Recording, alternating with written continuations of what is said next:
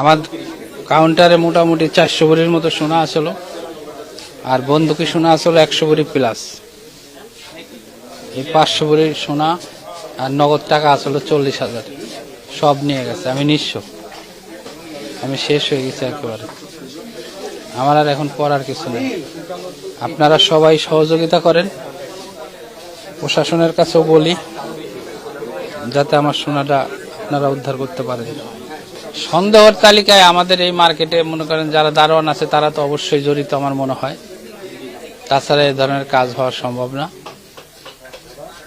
দারোয়ান অবশ্যই জড়িত, দারোয়ানের যে সুপারভাইজার আছে উনি তো 1 নম্বরে জড়িত।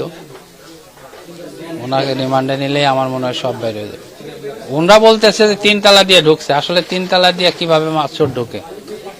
ওনাদের কথার কোনো নাই, ভিত্তি নেই।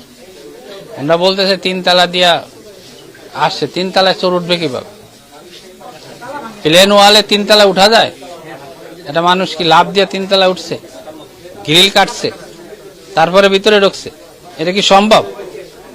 এটা তো সম্ভব না। এটা একটা নাটক সাজাইছে তারা, এছাড়া কিছু না। আমি এই মার্কেটে আছি প্রায় 7 বছর। না, এই মার্কেটে ডায়মন্ড জোন একবার চুরি হয়েছিল।